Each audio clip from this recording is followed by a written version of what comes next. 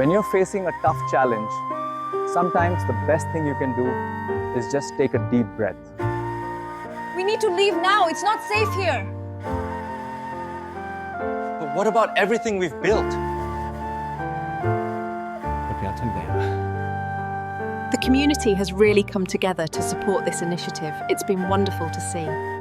I wonder if we should go check out the festival later. That sounds like a good idea.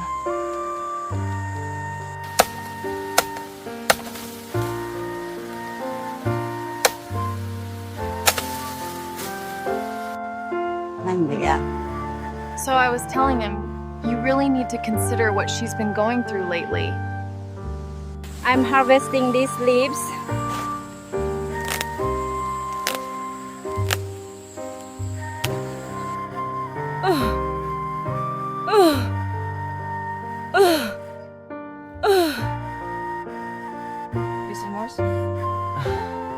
We have been so busy with the new contract. We had to work late every night this week. Did you ever think we'd make it this far? Honestly, sometimes I doubted, but I always hoped. We need to make sure this is tight. Almost there, just a bit more on this side. It's important to keep the traditions alive for the younger generation. Yes, food is a big part of our culture. I think it's important to consider all the different perspectives. I think we should go to the beach this weekend. Oh, that sounds nice. What do you think? Yeah, that could be fun. The house breathed in silence, a silence so thick it seemed to have weight, pressing against the wooden beams, seeping into the cracked tiles of the floor, hiding in every corner where the afternoon shadows lingered. She sat alone on the bamboo chair near the window, her body hunched forward, her thin hands resting on her knees. Her back ached with a dull, familiar pain that never left her. Each movement sent sparks of fire shooting through her spine. Her legs felt heavy, stiff, uncooperative, yet she endured because she had always endured. Her children had gone to work early that morning, their voices echoing faintly in her memory, promises that they would return by evening, laughter in their tone, concern in their eyes as they reminded her to rest, to take her medicine, to stay safe. She had nodded, as she always did, reassuring them with a smile that hid the truth, that she felt weaker with each passing day, that the loneliness of the house gnawed at her like invisible teeth.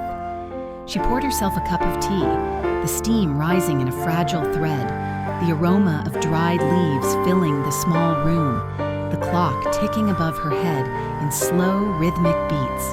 Outside, the cicadas sang, a relentless chorus that marked the heat of the day, the sky blazing with an unforgiving sun. She shifted in her seat, grimacing as the sharp pain shot through her back once more, pressing her hand against the sore spot, whispering to herself that she would endure. She always had. She always would. Then faintly came a sound. At first it was so small she thought she imagined it, a scuff against dirt, the light scrape of something against the ground outside. She held her breath, her head tilting, her ears straining. The sound came again, louder this time, deliberate, like a footstep placed carefully, too carefully. Her chest tightened. Slowly she rose, each movement a negotiation with pain, her hand clutching the edge of the table for support. She shuffled to the window, her heart thumping in her chest, and pulled back the curtain with trembling fingers. The yard stared back at her, still and empty, the grass unmoved, the trees swaying lazily under the sun, nothing out of place, nothing unusual. She let the curtain fall back into place, exhaling slowly, telling herself it was nothing, just the wind, or perhaps a dog passing by. Yet unease clung to her like a shadow. She turned, ready to sit again, when the door rattled. Once, twice. Her body froze, the sound reverberating through her bones, the breath caught in her throat. Before she could move, before she could even scream, the door burst open. A figure filled the doorway, tall, clad entirely in black, his face hidden behind a mask that revealed only his eyes, cold, detached, merciless. For an instant, the world seemed to stop, her gaze locked on his, her body trembling with an instinct older than reason. Then he stepped inside. Without a word, without hesitation, he seized a chair and hurled it against the wall, the crash shattering the silence, wood splintering into pieces. She staggered back, one hand pressed to her chest, the other gripping the table as if it could anchor her to reality. Her lips moved, whispering a plea, but no sound came. He moved again, his hands sweeping across the shelves, porcelain crashing to the ground, cups and bowls breaking into jagged shards that glittered like cruel stars on the floor. "Stop! Stop!"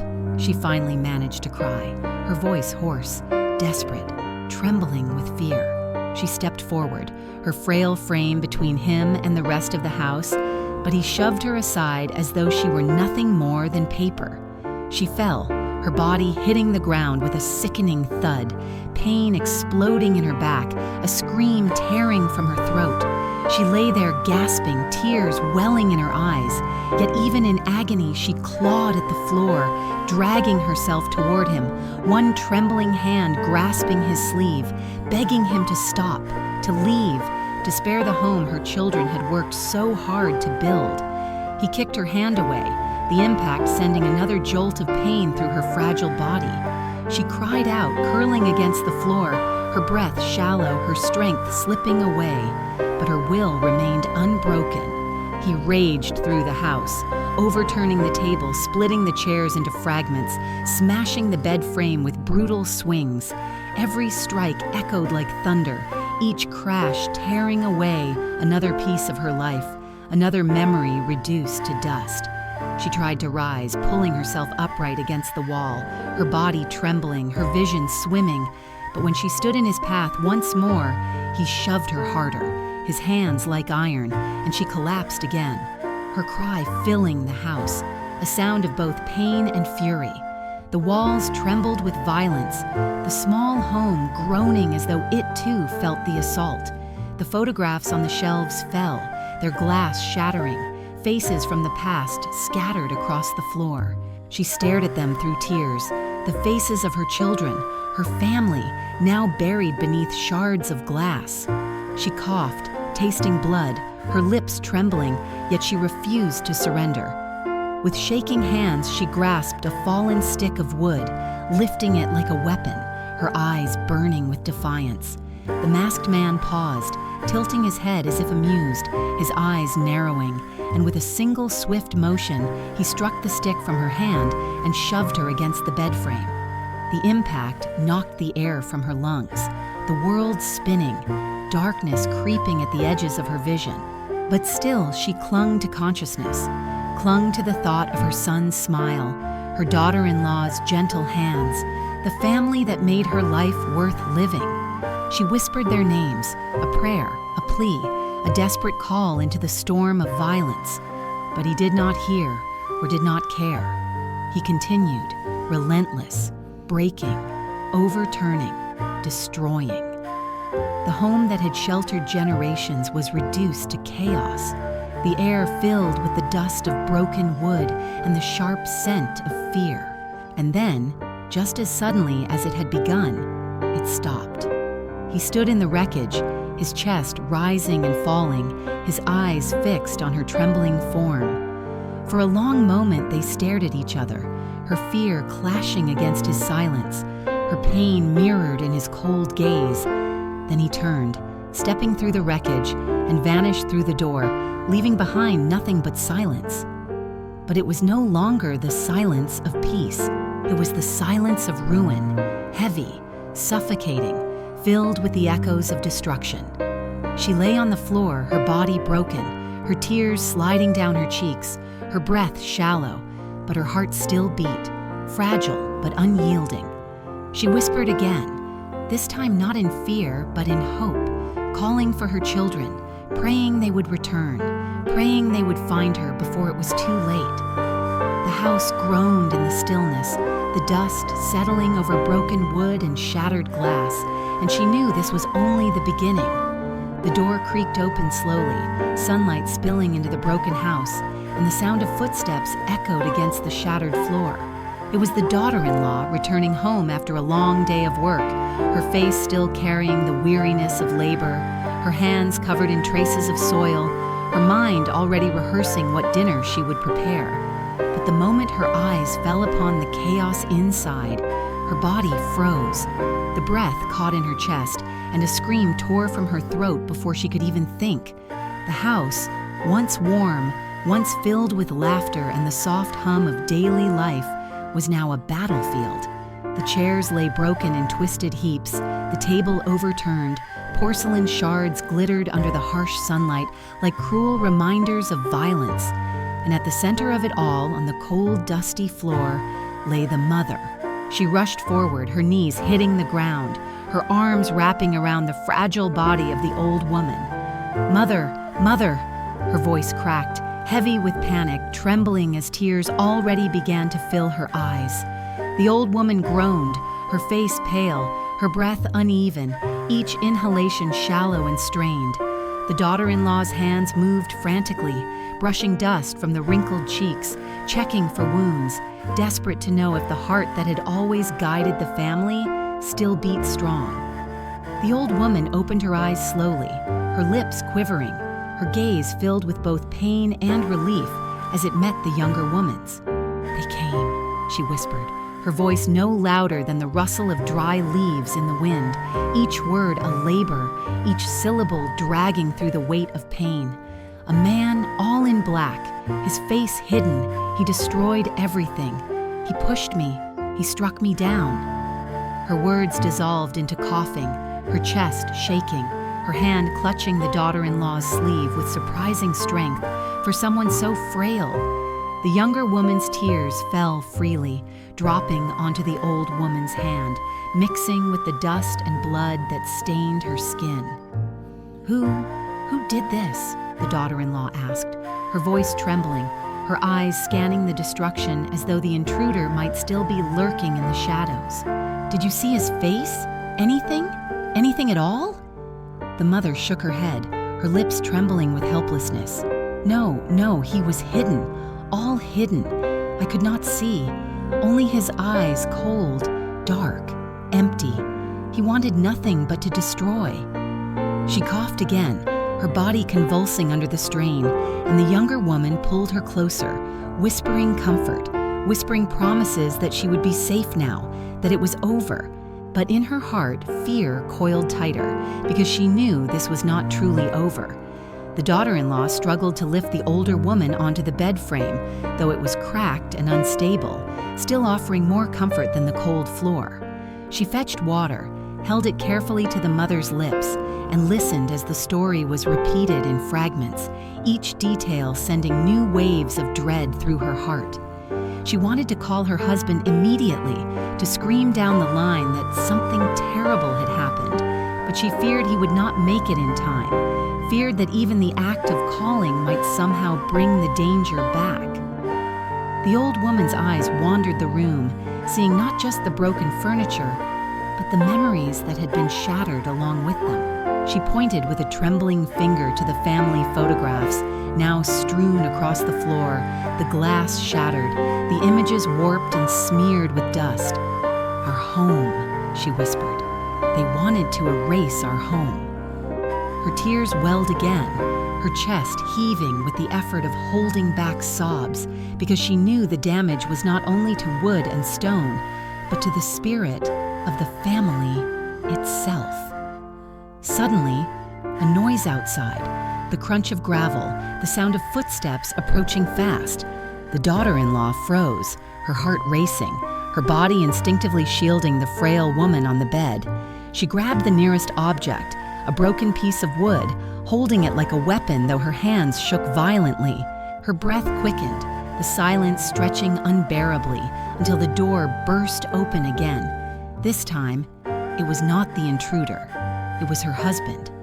He stepped into the house, his face pale, his eyes widening in horror as they swept across the devastation. His bag dropped from his hand, hitting the ground with a dull thud, forgotten, as he rushed forward to his mother's side. "Mother!" he cried, his voice breaking, his hands trembling as they touched her arms, her shoulders checking, searching, desperate to know she was still alive. "What happened here? What did they do to you?" The old woman reached up with trembling fingers, touching her son's cheek, her lips quivering as tears slipped down her face. "They came. A man. I don't know why. I don't know who. He destroyed everything. He pushed me. He hurt me." Her voice cracked, fading into silence as exhaustion overtook her once more. The son's eyes blazed with fury, his fists clenching, his chest heaving with the need for answers, for justice, for vengeance. He turned to his wife, his voice urgent, sharp. "Did you see him? Did you hear anything? Do you know who it was?" She shook her head, her tears falling, her voice breaking. "No, I came home and found her like this. She doesn't know who he was. He was masked, hidden. We don't know anything." The son stood, his body trembling with suppressed rage, his eyes scanning the wreckage as though it could somehow reveal the truth. Every broken piece of furniture, every shattered plate, every overturned chair screamed of violation, of intrusion, of a threat far greater than they could comprehend. He ran a hand through his hair, his breath harsh, his voice low but fierce. Why us? What have we done? We have no enemies, we hurt no one. Why would someone come here, to our home, to destroy, to harm?" The question hung in the air like smoke, suffocating, unanswerable. The daughter-in-law clutched his arm, her eyes pleading. "Please calm down, think of Mother, she needs you now. We can rebuild the house, but she cannot endure more pain." But even as she spoke, even as she begged for calm, she saw in his eyes the storm that had already been unleashed. He nodded, his jaw tight, his gaze shifting to his mother, then back to the ruins of their home. "I will not let this go," he whispered, his words heavy, sharp as steel. "Someone is targeting us, someone wants to break us, and I will find out who. I will find him." The night began to fall outside, the shadows lengthening, the cicadas silenced, replaced by the chorus of crickets. Inside the broken house, the family gathered together, their bodies close, their hands clasped, their voices low.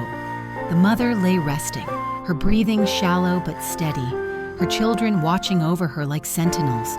And in the silence, broken only by the distant howl of the wind, the fear remained. They did not know why it had happened. They did not know who had done it, but they knew this was not the end.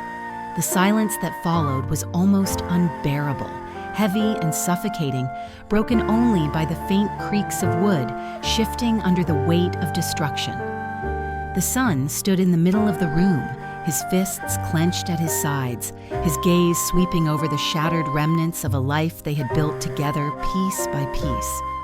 His wife moved quietly, picking up fragments of glass, gathering broken dishes into her hands, her eyes red with tears, but her movement steady, determined, as though cleaning could somehow erase the memory of violence. The mother lay on her bed, her breath shallow but calmer now, her frail body cocooned in the blankets, her eyes fluttering between sleep and wakefulness, haunted still by the faceless figure who had torn into her sanctuary. The son finally spoke, his voice low, steady, but edged with fire. "We can't leave it like this. We can't just sweep it away and pretend nothing happened. This wasn't random. No thief, no drunk, no stranger wandering by would do this. He came here for us. He wanted to hurt us." His wife paused, the shard of porcelain trembling in her hands as she looked at him, her fear plain in her eyes. "But why? Why us? We never harmed anyone. We live quietly. We work. We keep to ourselves. Who would want to destroy us?" He shook his head, frustration clawing at his chest, the anger in him burning hotter with every unanswered question. "That's what I need to know. Someone is watching us. Someone is trying to break us. Maybe it's a warning. Maybe it's revenge. But whatever it is, I won't sit still and let them think we are weak." He knelt, picking up the broken frame of a family portrait. the glass gone, the edges sharp, the smiling faces inside still intact, though smeared with dust. His jaw tightened, his eyes dark. They thought they could come into my home, hurt my mother, and leave without consequence. They're wrong. The wife put down the shards, crossing to him, placing a hand on his arm. But what if he comes back? What if next time it's worse? We have no protection. The camera is broken, remember? The storm destroyed it weeks ago. We are blind, helpless in the dark. Her words trembled, her body pressing closer to his, as though proximity could shield them both. The son's face hardened, his voice dropping to a near growl. Then I'll fix it. I'll find another way. I'll watch every road, every shadow. If he dares to return, I'll be ready. They worked late into the night, the sound of sweeping brooms and dragging furniture filling the air, replacing the echoes of violence with the rhythm of survival. Every object they touched carried memories. The chair where the father once sat, the table where meals had been shared, the bed where the mother had rested after long days. To see them broken was to see their life splintered, their history desecrated. But still, they picked up the pieces, because that was all they could do. As they cleaned, they discovered the extent of the damage. Entire chairs splintered beyond repair, the bed frame cracked, the wardrobe doors torn from their hinges, clothes scattered and ripped. It was not simply destruction, it was deliberate cruelty. The work of someone who wanted them to suffer, not just physically, but emotionally. Someone who wanted to see them crushed beneath despair. The wife pressed her hand to her mouth to stifle a sob as she found her wedding dress, once carefully stored away, now dragged through the dirt, its fabric stained and torn. She clutched it to her chest, her tears falling freely now, her voice breaking as she whispered, "Why would he do this? Why would anyone hate us this much?" The son wrapped his arms around her, his own chest heaving, his own heart breaking, but he could not let himself weep. He had to be the shield, the anchor, the strength that kept them standing. "I don't know," he murmured into her hair, his eyes burning with the fire of rage and resolve. "But I will find out. I swear I will." Later, when the mother awoke again, her voice was frail, her words slow, but her fear was clear. "Be careful, my son. Don't chase shadows. Don't let anger lead you into danger. We cannot afford to lose you." Her eyes, clouded with pain and age, still held the fierce light of maternal love, the desperate need to protect what remained of her family. The son knelt beside her, holding her hand, pressing it to his forehead. "I won't let him hurt you again, Mother. I won't let anyone hurt us again." But even as he spoke, even as he swore, the truth loomed unspoken between them all. They had no answers, no evidence, no protection. The camera, their only watchful eye, had been destroyed by lightning, leaving them blind. The stranger could come again at any time, from any direction, and they would be powerless. Every creak in the night, every rustle of wind outside, every shadow that crossed the window would now carry the weight of fear. The house, once a place of peace, had become a place of dread. The night grew colder, darker, heavier. The family huddled close, united in pain, bound by fear, clinging to one another as though together they could hold back the darkness that pressed in from every side. And somewhere beyond the fields, beyond the trees, hidden in the folds of the night, perhaps the masked figure watched, waiting, planning, ready to strike again.